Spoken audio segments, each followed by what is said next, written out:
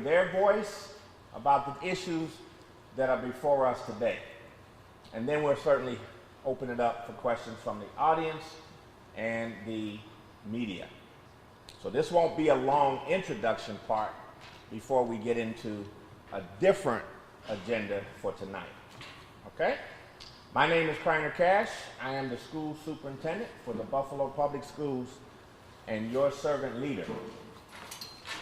What I do know is that this, in many ways, is our most challenging year in our careers as professional educators.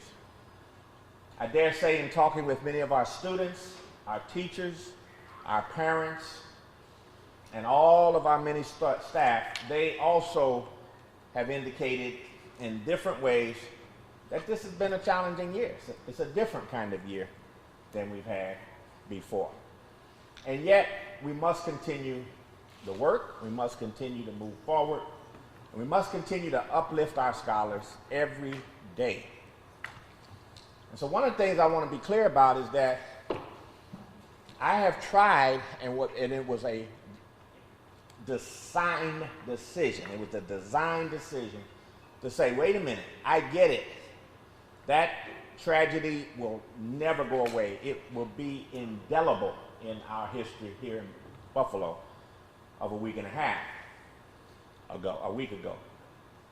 However, I wanted to stand in the breach because I've seen what is happening all over the country, and I have been in this work for 45 years, and I know that in urban education, sometimes wittingly or not, we have turned one incident, one tragic event, into a big swath that colors all of the children, that colors all of the schools, that colors all of the environments in our city.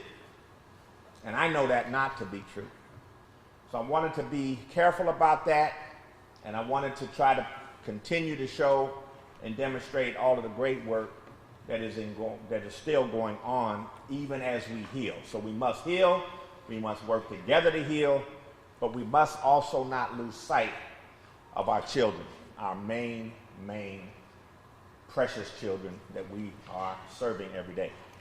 So that was last week. This week, in a reassessment of what I must do as a leader, I have decided that we need to take a little more time, because this is traumatic for people. Regardless of how we may feel or where we may be in our lives, we have to appreciate what has happened here. And so I wanted to take more time to listen and to adjust our plans, to adjust our work, and to hear from our community. So that's where we're going to focus tonight. And then I'll come back to these slides near the end so that we can show that this is the path forward. This is what we must continue to work on after the the February break at this point. So that's the plan. That's how we're going to do it. Now let me say again at the top, I want to thank all of the parents who've been working with us, all of the staff who've been working with us, our principals, our teachers, all of this devoted and dedicated staff to my right. This is my A team. This is my A team. They're few in number, but they're great in their performance. And I appreciate them more and more every day. So I want to give them the due appreciation. And parents out there, colleagues out there, this is the team that makes it happen for everyone. So if you have questions at the end of this, come up here and I'll connect you with these difference makers. Difference makers right here. All right. So tonight, I want to take a little different tack. I want to thank all of the people who've been helping us over this past week. Special commendation to all of the staff who've helped at McKinley High School. But now, I think it's appropriate, because adults have dominated the conversation over this past week. And I think we need to hear from our scholars. And we have many, many scholars in our district. And these are the students that make the system go. So Dr. Fatima Morrell, our esteemed colleague who works on issues of culturally and responsive literacy and initiatives in growing our students' voice, their confidence, and their academic acumen. She's here to introduce these students, and then we'll open up for some questions that I have for them that will allow them to share in their own authentic way. I haven't edited any papers or edited any statements. And media, you can feel free to ask our students as well. And we'll begin our conversation, a courageous conversation with the superintendent and the community here at West Hurdle. I do want to recognize Cecily Owens. Cecily Owens is the esteemed principal here at West Hurdle. She's a great principal. She's right over here. Cecily Owens. Appreciate you, Cecily. Okay, Dr. Morrell. Thank you, Dr. Cash. I'm actually going to pass the mic and allow the students to introduce themselves, their school, their grade level, and the programs that they represent today. So I'll start right here with Jaden. Hello, my name is Jaden Coronado. I am from Performing Arts High School, and I am an 11th grader, and I am a part of the SSJ program. Hello everyone, my name is Anusha Adhikari. I'm a senior at Hustech High School. I'm also a scholar for social justice. It's nice to meet you. Hello, my name is Naftali Canales. I am from McKinley High School. I am a junior and I'm part of the Our Story program. Hello, my name is Prince Mandel. I am from Riverside High School. I am a junior and I am part of the MBK program. I am a fellow. Thank you for having me. Thank you for being here.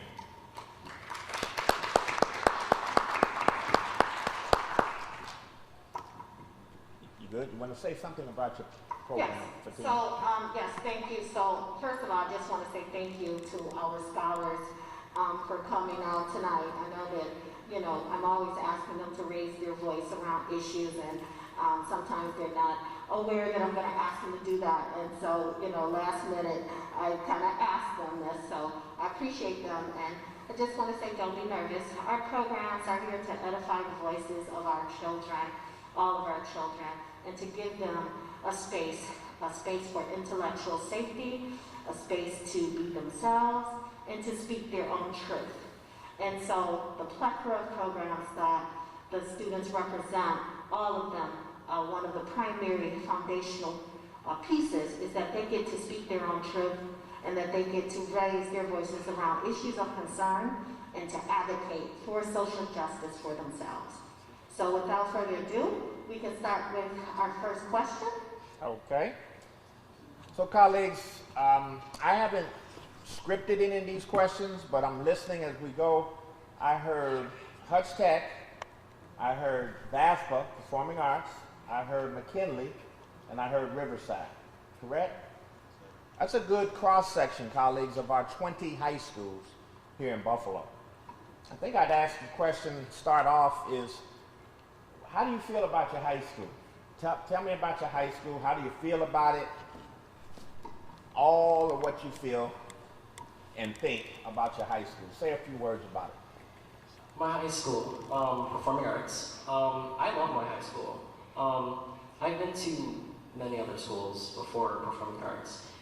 And one thing that I noticed, and also my parents noticed, is that ever since I've started going to BAFTA, I've been a lot more vocal, socially, and also vocally. I'm a vocal major, and BAFTA, they have a wide variety of different art programs, you know, drawing, vocal, you know, instrumental. So there's so many different things that you can do, and I think that BAFPA kind of gave me pride, basically. I mean, I'm just a lot more confident in who I am now ever since I've actually started coming to the school. So, yeah.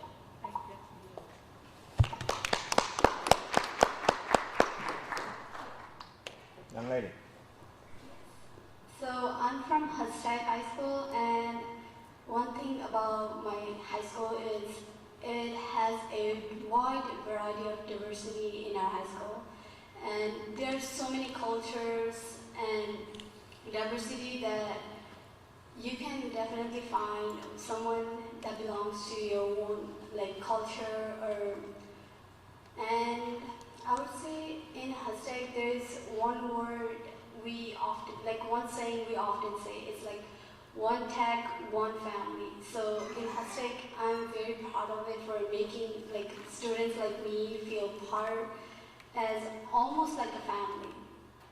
And it focuses on growth and development. So, and looking at me, I can definitely say that it has done its job. Looking back, I am an extreme introvert, so it has helped, my high school has helped me come out of my comfort zone and definitely helped me grow a lot. So definitely proud of my high school staff, administrations, and teachers, and thankful for all of them. Thank you. Excellent. Well stated. Thank you. Young sir. As you know, I attend McKinley High School, and I'm very proud to say that I go to that school. Mm-hmm. No matter the challenges that we face, we are still going to be in McKinley High School, no matter what. Mm.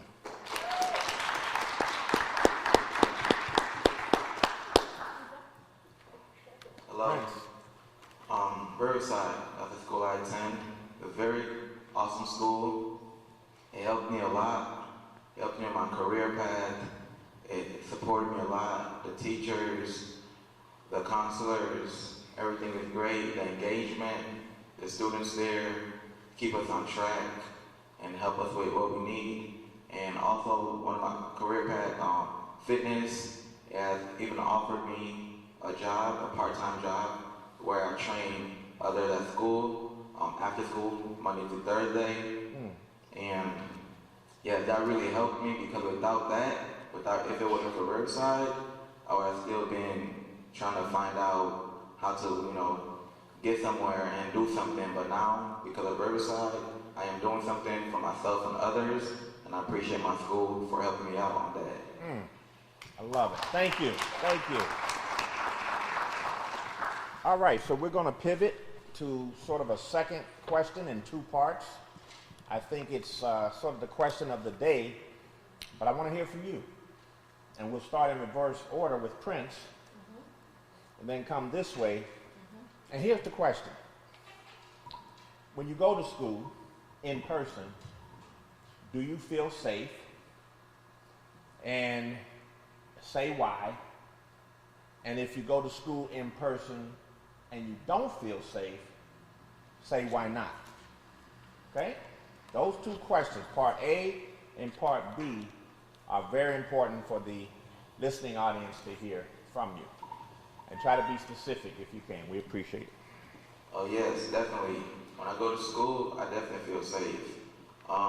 Everybody is friendly, security guards are friendly, teachers, students there. My advice is, as long as you're following the right path and you're staying out of trouble and you hang around positive people, positive things, you'll be all right. Okay, hold on.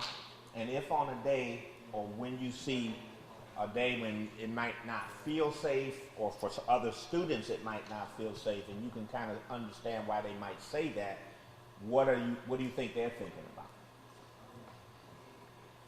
Okay. So, for other students, who doesn't stay on the right path or the positive route, and they get into things that could harm them and others. My school, Riverside, there's, like I said, there is support, and, it never fails to get the kids on track. and help them out when they need. And our security guards and our teachers and our principal will definitely get to them and help them out and reach out to them the best way they can. Excellent. Thank you for that, Prince. Sir. I'm sorry, what's your name again? Natal. I'm sorry, Natal. Both sides of it. The question is, if when you go to school in person, do you feel safe in school for the day or throughout the day? And if you go to school in person and you don't feel safe at some periods during the day, why not? So first, why if you feel safe? Why not if you don't feel safe? Okay. I feel safe when I come to school. The security guards are very helpful, and I respect what they're doing, checking people to see if they have any objects on them.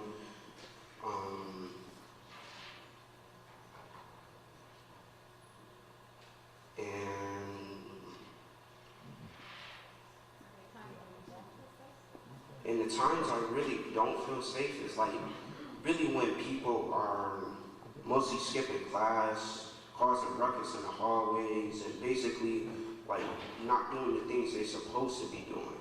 You come to school to learn, not to be playing around and see your friends and stuff. Did everybody hear Natal?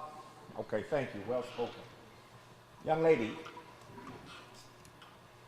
So for me, I feel very safe when going to school, and it's mostly because of the staff, security officers, and administrators who are working hard in our school.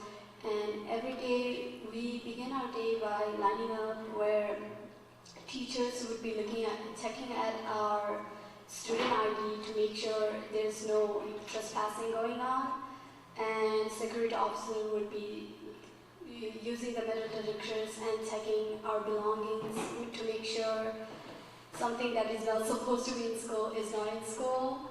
And there was a time this year where somebody actually trespassed in our school, and I believe the administrations and the school staff worked it very well and handled the situation very carefully, and they made sure students were safe.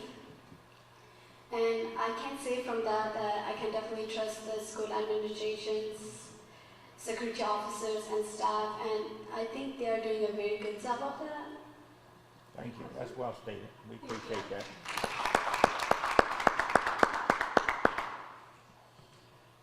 I do feel really safe in my school. The security guards, they do everything that they can to ensure the safety of students at my school, and I have seen, the security cameras around the entire school. They have everything secure. And the other day, there was an unidentified person in the school. They immediately went into lockdown. Nobody knew why until after the situation happened. But all I know is that they're really quick to act upon things. So I do feel really safe in my school. All right, thank you. Now, young people, if you were to have a peer group across the city where you could talk with each other from across the city, right? There's 31,000 students, so it's okay for older students to talk with the younger students. And there's 10,000 students in high school, so it would be great for other high school students to form a way to converse and talk about how we can improve our schools and whatever it is. So the good things that you like about your schools, let's do more of that. And here's some areas that we can help some young people who are struggling in school. Here's some conversations that we should have so we can hear from you who's struggling, because you aren't struggling necessarily here. You have good heads in terms of what you need to get out of your high school. But as we have indicated, there are kids who do struggle. The data clearly show that it's not the majority of students, right? That of 31,000 students, it's probably 700, 750 in the whole school system that might be struggling, especially in a difficult way right now. all of us are suffering from COVID. There's a lot of issues there. We get that. But I'm talking about some of the behavior issues and some of these things that we've been hearing for the last couple of days. So what would you say to other students? What kind of group would you form? What kind of conversations do you think we should have in order to improve our feeling of safety and help our young people who are struggling? What advice would you give to them? Advice that I would give to any student who's having a hard time. I would say it's really, really important to have somebody that you can trust and somebody that you can talk to. No matter if it's a school counselor, maybe even the principal. The principal at my school, you know, she talks to the students if they ever have problems. You know, even other classmates, you can talk to people about things. You just have to find the right person. And I know for me, I feel great when I talk things out. If I'm ever having a problem at home or at school, I always have somebody to talk to, and it always gets a lot off my chest. And that helps me to react to certain situations in a good manner and, you know, basically react to things better than I would if I was in a bad setting or if I wasn't able to talk to anybody. I would probably act differently to certain situations and act badly in certain things. So I would just say it's really important to have somebody that you can talk to and trust. Okay, thank you for that. Well stated. There you go. I would say don't keep it bottled up to yourself. Like, you're not alone. There are people you can reach out, ask for help, and when you're struggling, sometimes it's easier and it might make you feel better to just say it out loud, talk to somebody. And in my high school, administrations, teachers always say you can come to them if you're struggling. You're not alone. So, and I'm sure this is true for like other high schools too. There are people you can talk to. You don't have to be by yourself. Like, talking helps a lot. Sometimes just letting somebody know that you're kind of struggling, you need help, it will allow the other person to get you the help that you need. So sometimes, not sometimes, like always speak out loud and always ask for help whenever you need it. There are people here for you.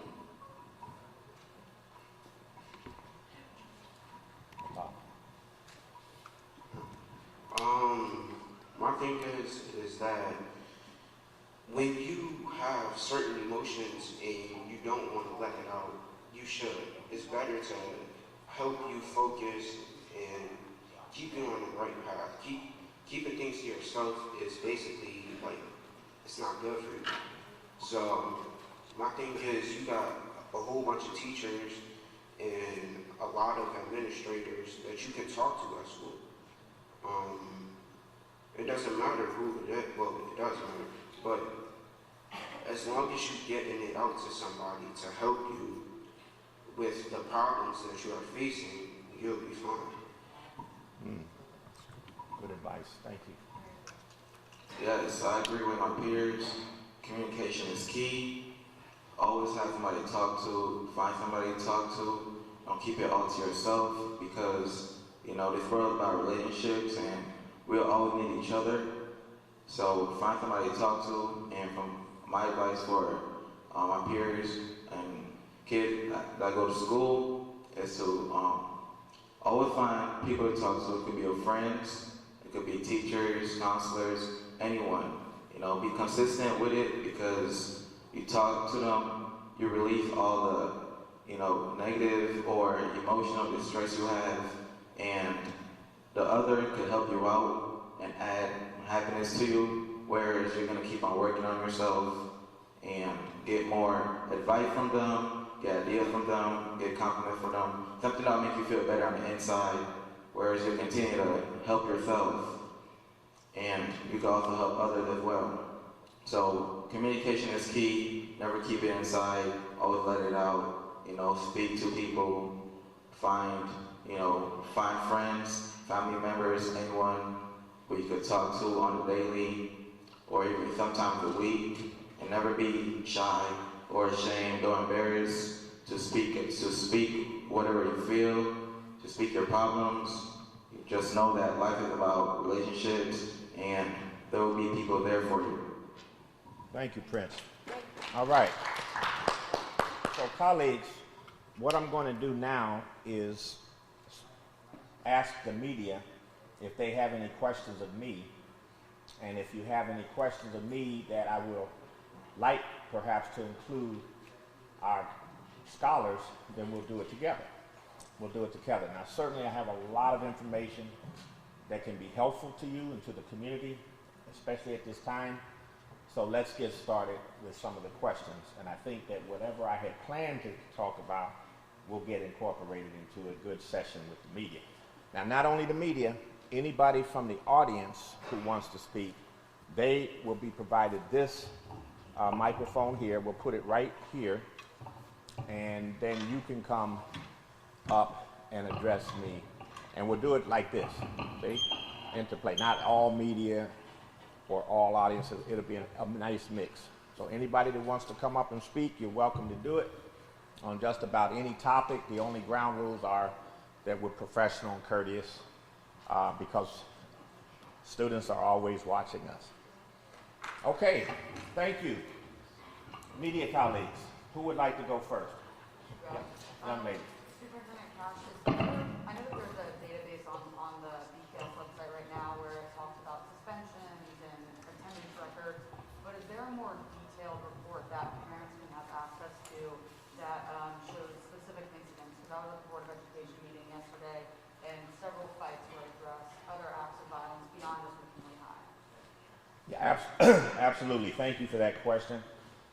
We have a very new and yet a very state-of-the-art data dashboard that shows incidents along our code of conduct from level 1, level 2, level 3, level 4, and level 5. Level 4 and level 5 are the high incidents of aggravated assault, simple assault, which is a fight. Aggravated is more serious, and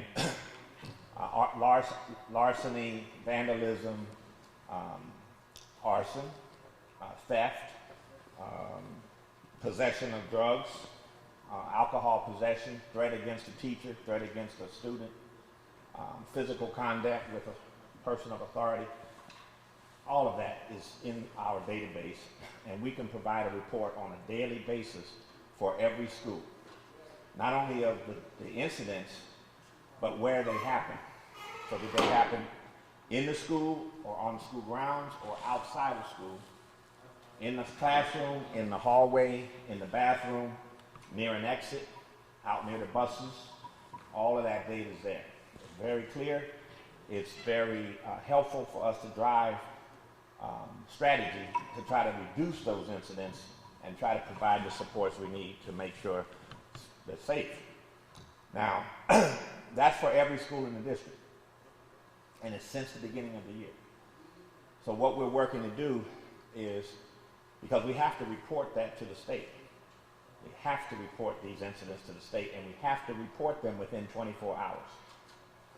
So that's a transparency. This is not a, well, they're reporting some, and then others, and then this happened, and this happened. Once we find out, and as soon as it's known, it's the principal and his or her team's responsibility to put those into the system so we can make what's called a VADR report to the state. So I think that's helpful. I think I've been needing and wanting to know what is going on in our schools every day on what we call a dashboard. So that information is here. It's actually in my bag over here, and I can show you an example of what it looks like. But what we can do, we can mail you an example. We'll email you through Karan, Mr. Barnes, an example for any school that you'd like to see. And I think parents should see that for their school, especially for their school. Certainly they can look at it all around because they have siblings sometimes in different schools. But I think we're going to make that report public. So we have a public-facing part of our dashboard, attendance, daily, attendance, and some what are some other daily suspensions? Suspension, attendance, and some assessment data. Some assessment data. But we have a whole tranche full of data, and we can put that wherever we want to put it. I look at it every day, but we can certainly work to make that more public facing. So that's a great question, and thank you for it. So short answer is yes. Do you have a timeline possibly of when the more detailed incident report would be accessible to parents? Yeah, I just want to make sure that the process is clean and straight, and we're doing it just the way it's designed to do it, and that we have the right, we have accurate data in there. It's only as good as the input. And I think because of where we are in this environment, I think it'll help people feel safer if they know the data, and you'll see what that looks like for your school. I think after the break sometime, I think maybe mid-March, something like that. I'd be good with that. Further? Oh, you got your hand up? Ebony, tell me. So colleagues, if you go onto our website, there's an orange half moon that says district data. If you push that button, our data will come up. You will see disciplinary data to the level that you can see. There's some things that everybody can't see, right? We can't tell you kids' names. We probably can't tell you the level of specificity that you want, but you can see as much as you can see. Additionally, we produce a monthly report. To Dr. Cash's point, there's some things that we have to go back, add some things, so on and so forth. So every second week, so the second week of March, you can see the final numbers for February on our website and a comprehensive report. So that data's already up then? Excuse me? That data's already up then? What you're talking about, you're saying you want to put more data. The data that I'm talking about, I don't think is up. But the data for suspensions, for attendance, for discipline, referrals, maybe at the level of the school, holistically is front-faced. And we can help you, if you have a question to walk through that, we can help you with that. All right. This young lady, I believe, is next. Well, as far as I checked, and maybe it's changed, the attendance records don't cover virtual learning and who showed up to class for virtual learning or not. And I know back when the reopening plan was announced, back in September or August, you said that report would be released and that you would be working on bringing back students that were chronically absent throughout the pandemic. What has been done to bring back those students that were chronically absent? Yeah, I think that's a great question. What I wanted to do, first of all, doesn't the data include the days that we are remote? It absolutely does. Yeah, I just want to make that clear. The data does include when we are remote. But what I wanted, and we serve students on an everyday basis in about 2 or 3 categories, okay? Students who are medically fragile and the parent has signed an exempt form, they get remote instruction every day. Students who are on long-term suspension get the remote instruction and receive it that way so that they're not just out on suspension. I thought that was a value add from last year, having to be on COVID remote for so long. At least now, when you are having to be out for disciplinary reasons, you can keep your instruction going and your learning going because we give you that option. Everybody has a laptop. So those reasons, students are on remote. I thought there was one more. Anybody want to help? What's the other? That's right. That's right. If they're ill and COVID positive, they are out for quarantine purposes, they can go on remote. So what we've been doing to improve attendance, because it is variable and it's not as high as in person in the main, depending on the school. Some schools low in person and it's low on remote. And that I wanted to understand why, because I felt overall we're in person every day. We've been open all year. I thought that would be a good thing. It's turned out to be much more complex than that, much more challenging than that. And so we did a survey, something similar to these A part B questions, where we asked, if you're coming to school every day or trying to come to school every day in person, tell us why. And if you're not coming to school every day in person, tell us why not. And that's been an interesting set of data that is ongoing. We're keeping it open. But we have up to over 3,000 responses, and I think we have to be very thoughtful about interpreting that data. Sort of number one is sort of COVID related or illnesses or having to take my child to the doctor.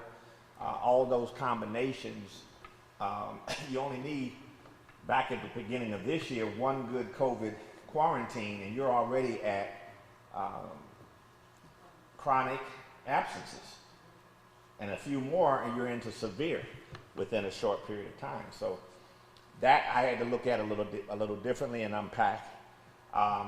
Some of the issues were around transportation in terms of getting to school, the late pickups, where we were having the transportation challenges, still having some of them. But high school students have a different kind of transportation. They often take the NFTA, and so that can be crowded, different routes, and then they pass by, and kid has to wait another long time before they get another bus and go. Some come all the way across town to go to Riverside, or all the way across town to go to Hustech. And it takes time. How much time does it take? Who takes the transportation? How much time does it take to get to school? Prince? 20 minutes? An hour and a half. Okay? How long? 45 minutes, depending on If it's clear, right? Straight Yes. through. 45 minutes. So those are things that affect tardiness, certainly. And some kids, who knows, right, could be discouraged and say, it's too late, I'm not going to school today. I mean, we hear some of that. It's not a pattern, but it's some of it. So there's 5 top reasons. That data is helpful, and now we're reaching out, again, with this opportunity now to do a whole range of things, from additional security guards, better trained security, more radios, high-tech radios, making sure there's personnel assigned and deployed in the school, every exit and entrance, hallways, bathrooms, making sure that the training is up to date and proper for what that data say in that school, reassessing some of our philosophy about this. And there's really a couple of students, maybe 20 in a large school, or 20 to 30, much fewer in the smaller school, that some teachers are saying if we could provide remote learning for those students for an extended period of time right now, that would help calm a lot of these schools, and the principals would feel like they could get back the systems and procedures that would make everybody feel less jittery. People are shaken right now, they're jittery right now. And while I don't believe in long-time separation of students, I do think that if we're spending 90% of our time on 3% of our students, those students, we need to find a better solution. I mean, that's just what's coming from the staff, okay? And I'm not opposed to it if that's what they feel they need right now. So that's a solution coming up. So there's many more, but that's my answer to you. Well, I apologize, maybe I didn't frame the question correctly. When the reopening plan was announced, one of the big issues that was discussed was students, for the period of pandemic remote learning when schools were shut down, stopped showing up to virtual learning. And back then, you talked about working with MVP to bring those students back that did not show up to virtual learning, and you were going to use MVP to help get them back to in-person learning. I did a story on that back when the reopening plan was announced. I went to do a follow-up story on that after the first, semester of school was over, and MVP told me the program was never implemented. So I'm curious how the school district brought back those students that were chronically absent during the pandemic to in-person learning. During the pandemic? When? Because we're still in it. So when schools were closed. Last year?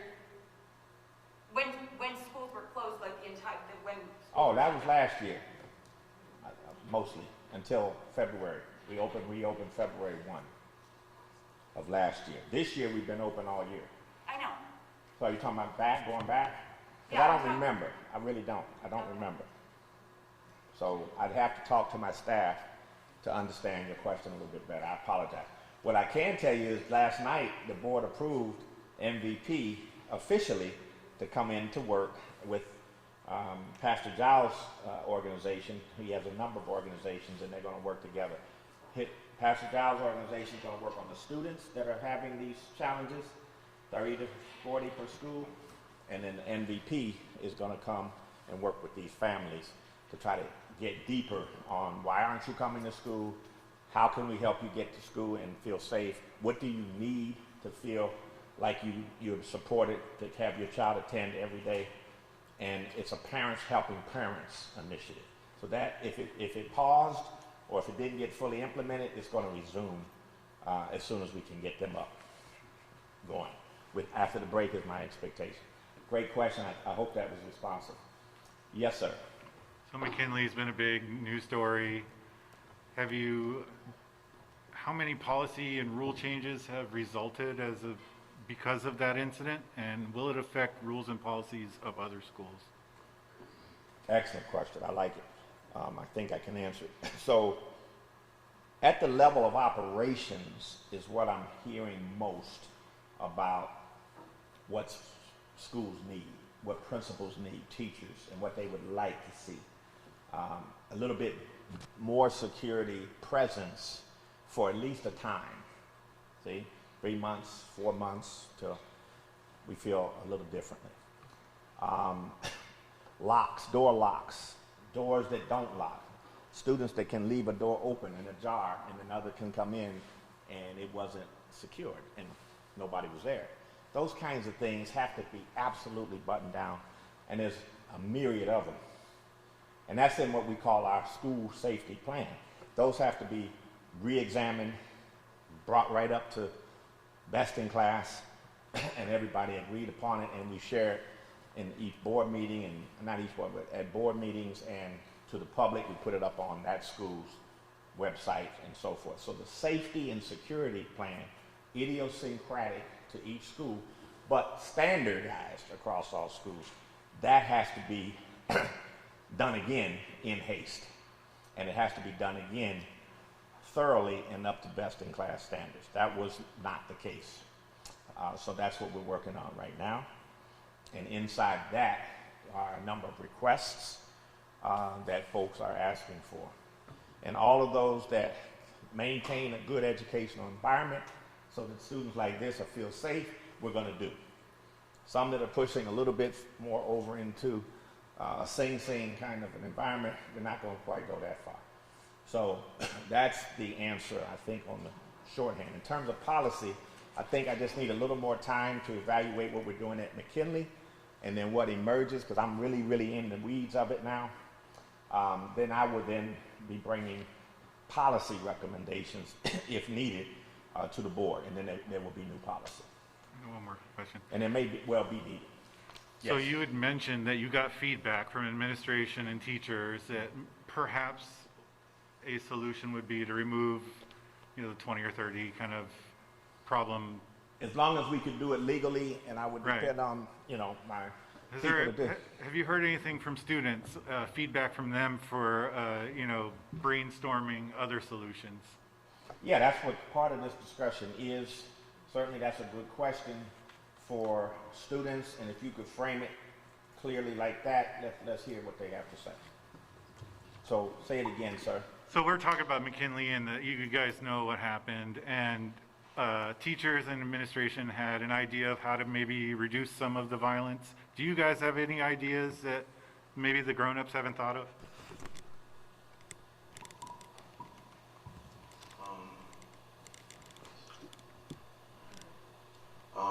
I believe teachers need what's the word? More students need to be engaged in more like programs like this or clubs at school like this. That'll get their mind right, keep them busy, keep them productive, and keep them self-aware, and know their self-worth, and keep them on the right path. So programs like this one and many more will do the trick because, it's a lot of people, but it's us. So if the students' mind ain't right, they're gonna be doing wrong things. So we need more positive engagements and things whereas the students can get into after school, during school, to help them out. Really well stated. Would anyone else like to answer? You don't have to, but if you'd like to, answer the question. It's a great question.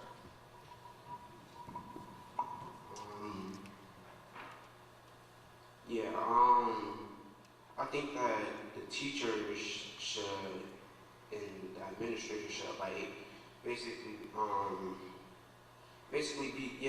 be self-aware of like the current situations or future situations for the schools and just any school in general.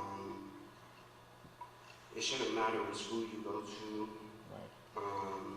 This happens all over America. As you can see, Sandy Hook, a main target from that person. To help the schools, we just need to probably just get like more security, probably just to walk around the schools, just trying to make sure everything is like 100% and like fix the current situations as of right now. Thank you. So I feel like students need to feel a sense of belonging, and that could be one of the reasons why there are so many violence going around in school. Students might not feel like they belong certain place, so they try to do something to feel like they belong there. So maybe we can start like making them feel like they belong and kind of like create a bond by maybe we can do like smallest activities, like do maybe during like in the morning or like during gym time we could have like small activities where students will interact with each other and kind of try to create a bond, and that could help like students feel a sense of belonging and maybe help decrease the violence that are going on. I think that would be a good idea. Great, thank you. I agree with Anusha, honestly. I couldn't have thought about another solution. Students not feeling like they belong, honestly. I know I feel like I belong at my high school, but I'm not sure about everybody else at my high school. I can't speak for everybody. So there's a really good possibility that a few people at my school are feeling that way. So, or at any high school. So more bonding activities, honestly, yeah. What's a good example of a bond activity in your experience? Well, I know, at my school, like I said before, there's a wide variety of after-school activities and things that you can also do during the day, like extracurricular classes and things like that. I know there's a basketball team, basketball, that's a way to bond, with other students that go to your school, and cheerleading and, other things like that. So I think just other activities like that students could really connect to on a deeper level would just make a big difference. Sir, you go to one of the best performing arts schools in the country. When you are preparing for a performance or a play or an individual solo or working with your classmates on something, would you consider that a way of bonding or a form of bonding? I definitely would. I know, if you were a student and you were forced, I know I used to go in middle school, I used to go Global Concepts Charter School. It's a school in Lackawanna. And they used to force me into playing violin. That is not something I would ever do. And it wasn't something that I enjoyed. And so I didn't feel like I really belonged at the school. I was so much more quieter. And then ever since I came to performing arts, you have such control over what classes you want to do.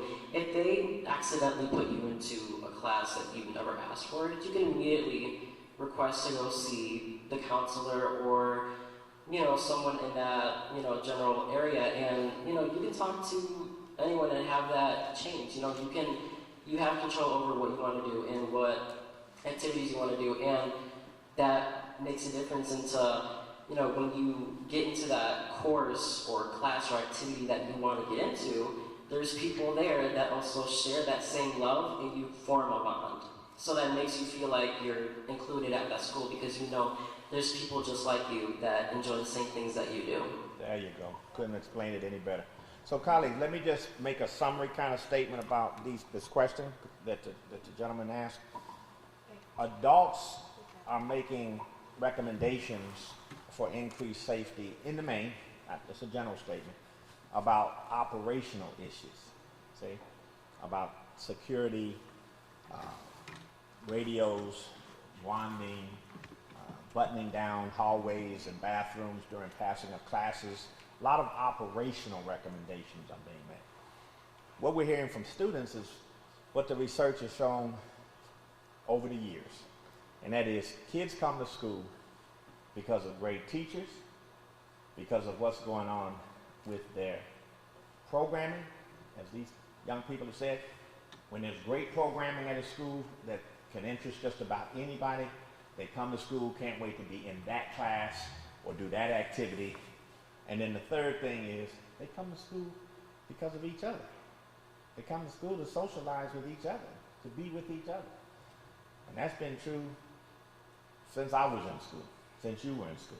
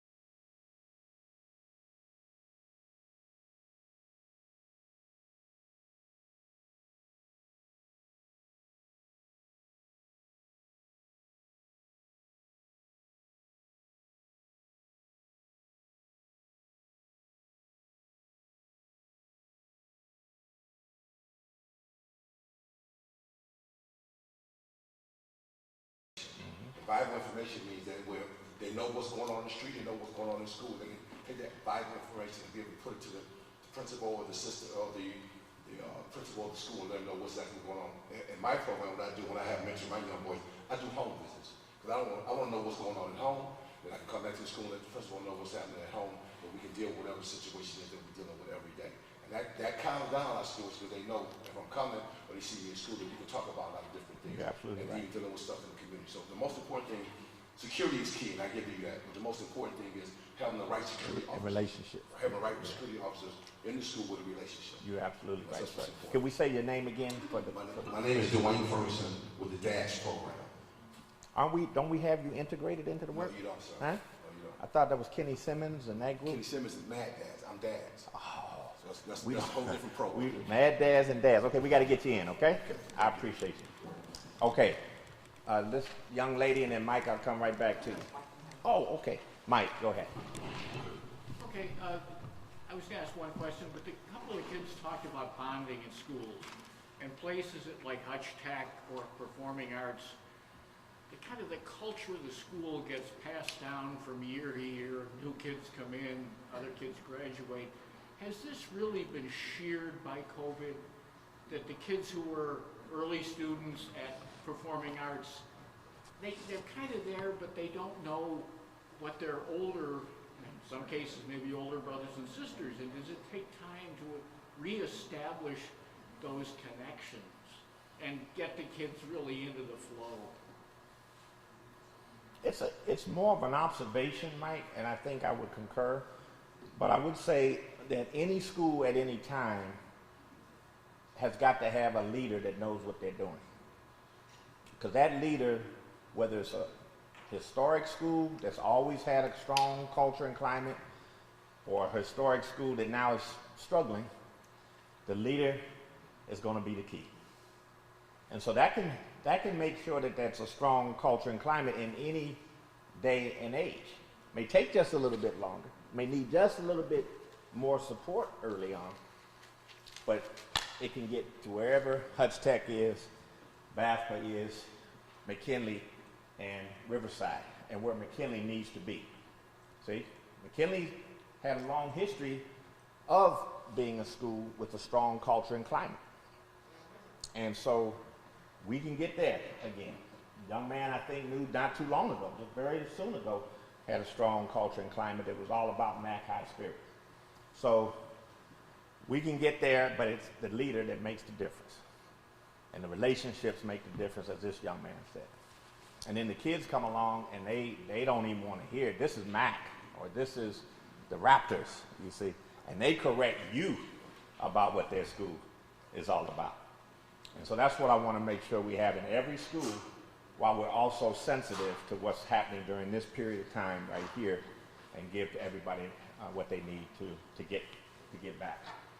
Dr. Cash, I have one question for you and one question for the students, if you don't mind. My Sure. first question for you is, we've had a lot of people in the community ask us how they can help the family of the 14-year-old victim in the McKinley I've heard about that. situation. Thank you. Learning that he was homeless, so many people have been reaching out to us. Has the district facilitated anything to assist him or his family? I'm just looking because I need somebody. Yeah, okay. That's a great question, and I've gotten some too. I got an email today from Salvation Army who said they had an apartment that they would lease, and not lease, they said they'd give it to this family while he was in the hospital. And they could live right across the street. It was right across the street from ECMC. I think that's great. And then there's been a lot of in-kind and, computers and peripherals and cell phone, because he lost his cell phone in this accident. In this tragic event. A new computer, although we'll give him that. So those are things that community organizations have offered to donate. Now, what I wanted to do tonight is get a connector that would then help if you could send that information to a lead. And I had Tanja here, but can you help? Toy and I was at McKinley most of the day today, and McKinley does have several fundraisers going on. You could reach the principal, Mustafa Khalil. His last name is Kahil, Mustafa Khalil is the principal of McKinley, and he can help you with that because they have a number of things Dr. Cash to do. But we need a contact. So can you just make sure before we're all gone that you get a good connect there, okay? Thank you, Ebony, for that. You guys have been sitting up here and answering our questions. Thank you for doing that, first of all. Yeah. Second of all, I want to know how you're doing. I mean, it's probably been a great question. a crazy week and a half since all of this happened. It's been a ripple effect throughout all of the schools in Buffalo Public Schools. How are you doing? How are your friends doing?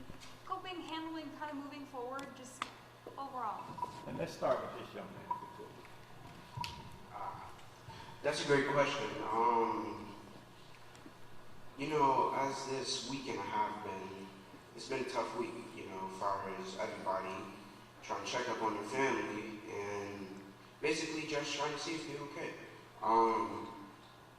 It is a crazy situation that did happen.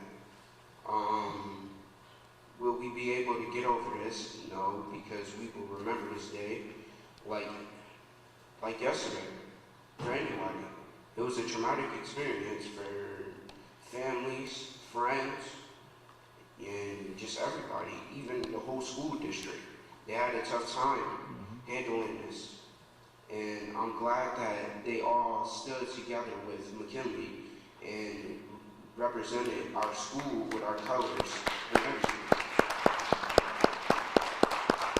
So I'm grateful for that because we have a good school district to help us. If one school is down, they shall all bring up that one school to be a better school. So I thank you for that question. Well stated. Well stated. So I do agree that it was a traumatic experience and it's something that will not be forgotten, but we can learn something out of it. So the same thing doesn't happen once more. And I would say the teachers and staff at our school are trying their best to kind of like bring out the positive vibes back and help out each other so this doesn't happen again. And including that, I would say that to prevent this from happening again, the school has gotten like a little bit stricter with their rules and regulation, and for a certain limit that is very reasonable, and I do agree with it. And I feel like to get back to where we were before, we just need to get out the positive vibes, and instead of thinking about the traumatic experience, thinking back on the past 2 months, try to kind of find a solution to come forward and move on with the life.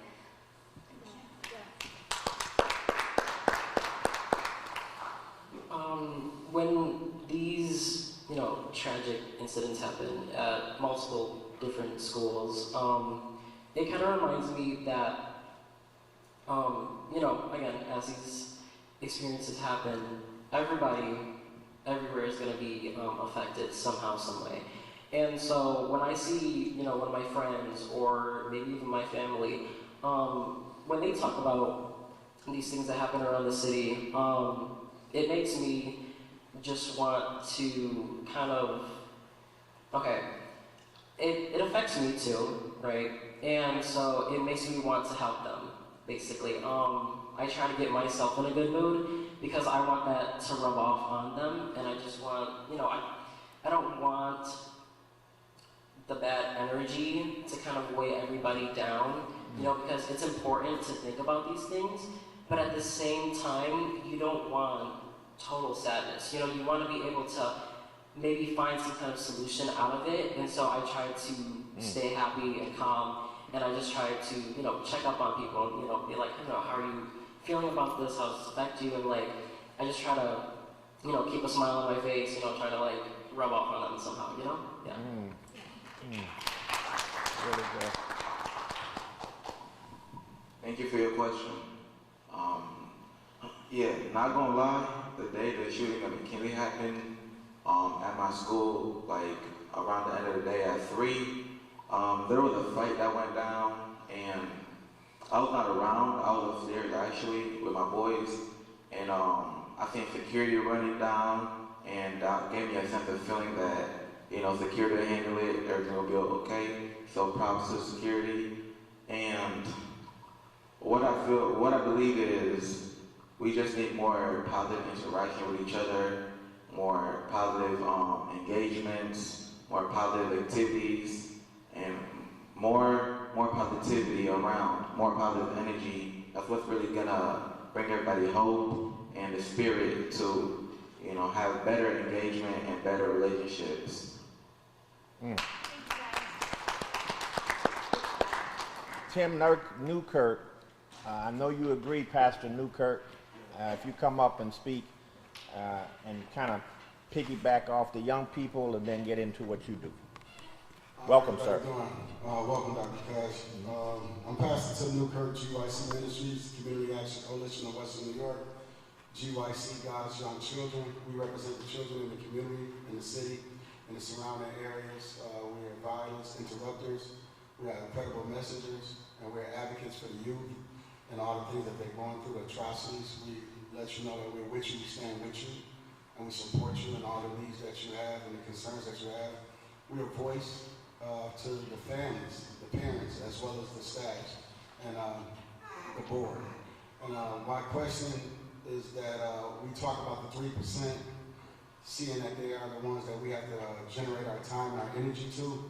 But I don't know if this has been done in other cities. Buffalo is the second largest city in New York State, which means we have the second largest school population in the New York region. And there's violence going on in different states and different cities. So this is not, this is not new. I grew up in violence. I grew up in school, in public school. I graduated from a Buffalo public school, a vocational school, and I'm a product of what you see as change. So if it can happen for me, if I can survive high school and get through peer pressure and gang violence and gang interruption to become a pastor, then you could too. But the thing that I like to push is that when I was growing up in school, because Dr. Cash said back to the basics, there were staff members, there were community members, and there were also board members. The superintendent knew us, he knew us by name, and he gave us incentives. And it was incentives to stop the violence, stop being the troublemakers, and stop doing the things that will lead other kids to go on the wrong path. So my question is, being back to the basics of how to get these kids to interact and also deploy their own friends and stand up and have courage. What we're looking for with GYC Ministry is to be courageous, but also to lead that to you guys to be courageous in your schools, in your community. McKinley is a tremendous school. It always had good rapport. When I was growing up, they had more programs growing up, so everybody wanted to go to McKinley. Mm-hmm. So to hear this tragic event that happened, it sort of just was like, wow, eye-opening, because we always looked at McKinley as one of the beacon high schools in the city of Buffalo. But just knowing that we can probably provide some type of initiative and incentive to the youth, for such as yourself, for doing an outstanding job and bringing that information that you're reasonable to know that you stand for righteousness, and you want to go through school and you want to look back on your life and say, I was once a part of a school that had some turbulence, but because of who you are, your badge, your sheriffs, your rangers, to go into your school and to take the good and expose that and fight against the injustices that you are growing up with, because we can't always see what you see. We don't always know what you know. I had a lot of calls and a lot of kids talk to me because I coached them outside of school, and they gave me an idea of what was going on in their schools and their classrooms. But to be able to work with you guys and just give you all the equipment that you need and all the instruments that you need to go into your school and redirect some of the mindsets of the kids, recruiting, bullying, fear, and standing up for what's right, and not looking past it and walking away. How can we help as parents, as teachers, and community members and staff, and you have Superintendent Cash here that's asking the questions. What do you need from us, along with the back to basics? And that's what we want to work with you guys so heartily and close to, and network with you guys and solve some of these problems. If you don't know how to solve them, we can try to help as best possible and be a vision and a voice for you guys also. Because I encourage you to keep doing good, because the hero is somebody that stands up against evil and stands out against all the obstacles that go on. So I applaud you for what you're doing, and keep up the good work, because one day you might be a Dr. Cash. You might be a board. Sir, if I could say to you, colleagues, these leaders here, Tim Dunkirk, Pastor Tim Dunkirk, his colleagues, Pastor James Giles, Reverend Bishop Dr. Frederick Gelsey, the MVP, our precious Mia, and her colleagues, they're going to all work together in support of you. But what I think I heard him say is join his group as a leader in the group, a ranger, a chief, a lieutenant, a colonel, a general, so that they can spread and bring more on to the fold to be the positive trajectory. I think that's what I heard you asking. That is a significant ask, meeting. I don't want you to lose that, because now you got a partnership with the young people at the leadership level who can then help the community leaders work with these kids that are struggling. Again, while they're not all the kids in Buffalo Public, they are kids, and they need our help. And young people like this, to me, don't look like they could be helpful, don't you? Yes, we deputize you. So if you're successful, look, pressure's on you now. Here's why. Because everybody gonna look, and they should. And if you're successful through the remainder of this year with the group you're working with, and I want to bring on the dad, and I want to bring on, there's women in this work. Yes. See? Women against violence. Yes. And they have their groups, and I want us all working together. All working together. Yes. Let's see if the difference they can make, and I know it would be a great one, and then we'll carry it over through the summer, because you know, in idle time, and then we'll get ready and keep it going. So let's be real, colleagues. This is not a overnight, in about 3 weeks or 3 months we'll be good again. This is going to take some years to get readjusted and reacclimated and rechannel the mind. Rechannel the mind. We got to get some stuff out of there and put some new vitamins and enzymes in. And I think that then we'll know we're back to full health on the journey toward it. So thank you, sir, for what you do, and God bless. Yes, ma'am.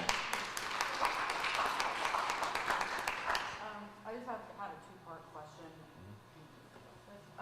So do you believe that violence is a problem district-wide, not just at McKinley? And also, I spoke with a board member who said that he wants to see the violence prevention plans that are being implemented at McKinley implemented district-wide. Is that something that you're working on doing and you think can happen?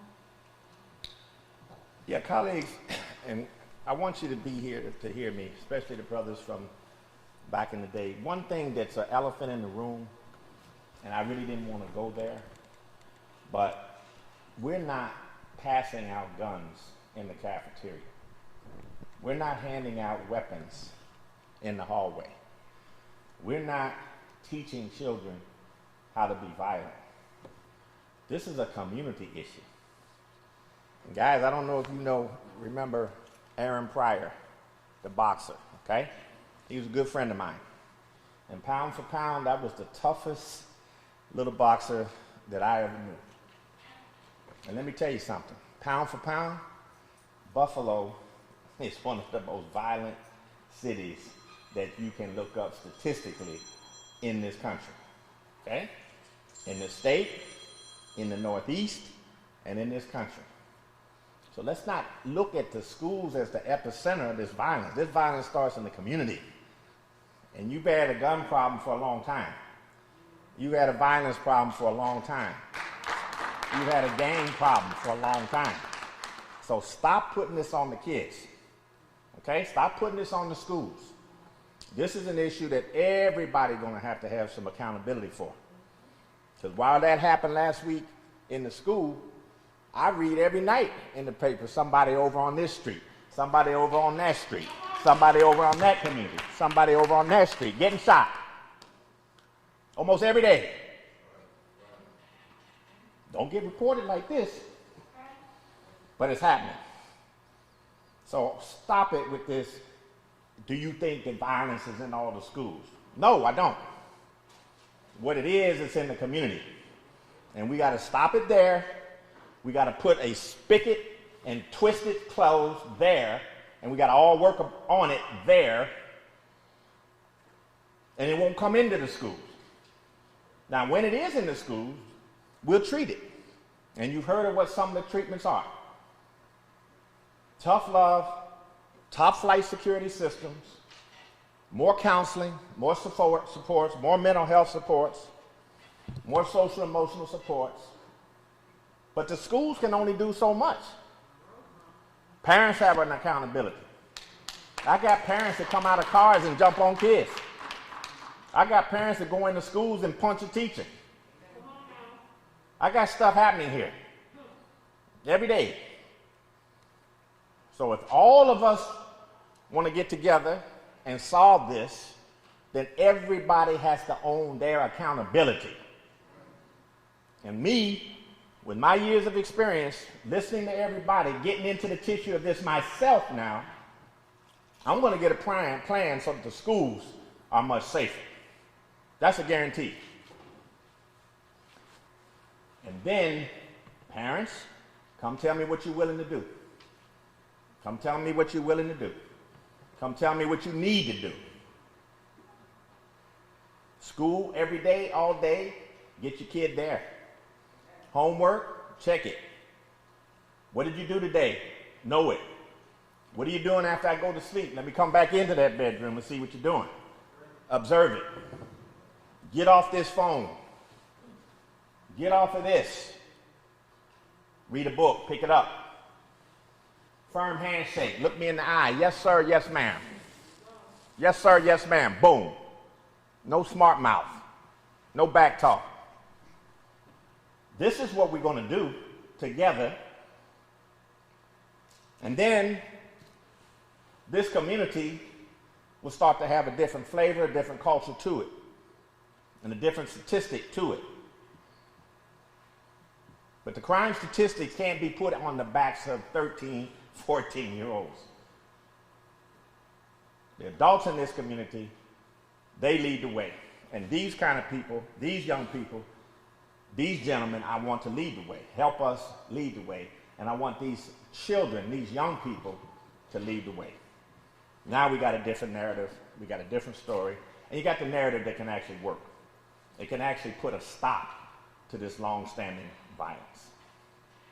And you can lead the whole nation in how you did it, how you turned it around, and be a proof point for what is going on in this nation right now. It is going on all across the community.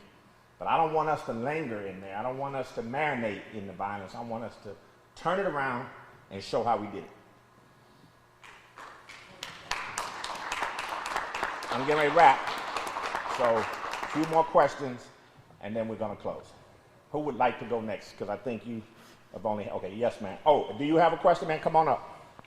And while she's coming up, you can ask. I just want to ask the students, I mean, you guys are obviously, just from listening, you can tell, you're good students. But two said they feel safe in school, and two said they sometimes don't feel safe in school. How do you think that affects your ability to be a good student and to move forward and be successful today, someday?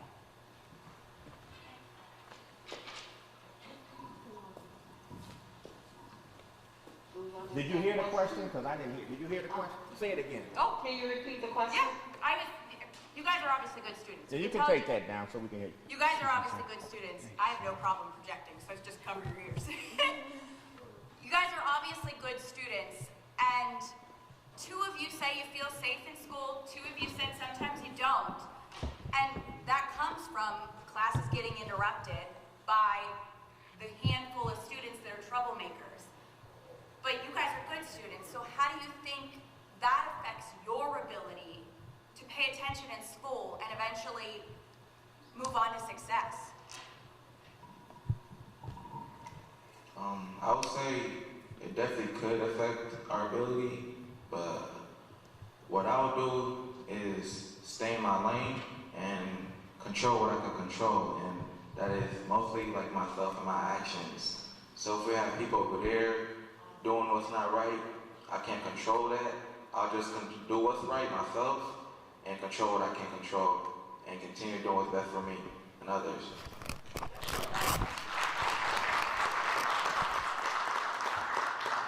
I don't think we need to go around because I do want to hear from you.